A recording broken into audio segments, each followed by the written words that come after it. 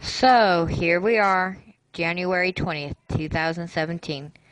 President Trump took office today. On this almost completely unprecedented day, I thought I would share a few thoughts on how we can make the most of the next 4 years. First off, let's acknowledge that we really have no idea what type of president Donald Trump will be. Up until recently, Trump was a card-carrying Democrat.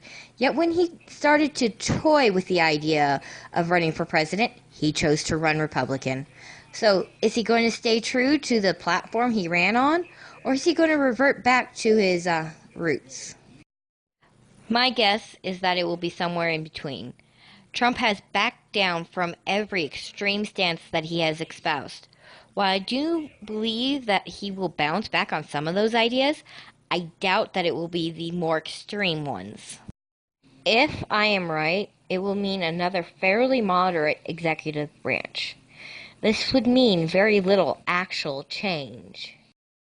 Secondly, the "not my president" bullshit needs to stop. Yes, I know that there was an element from the right that said the same thing about Obama, and they were wrong as well. People need to remember that two wrongs don't make a right. Now, I am not saying that you have to like him or agree with his policies, but the refusal to engage in discourse that comes with that mindset serves no purpose but to further divide and weaken our country. And to Trump supporters, Trump is not the savior that you have convinced yourselves that he is. He is going to make mistakes. Some of his policies are not going to work. Trump is only human, and in some ways very deeply flawed. All of his ideas need to be examined closely and critically. This way, only the most well-considered and thought-out ideas are pushed forward. Finally, let's not let today be the end of our active political involvement. The fact that Trump won the election is proof that we as citizens can force changes on our government. But if we do not remain active, all of the changes we have fought for will not happen.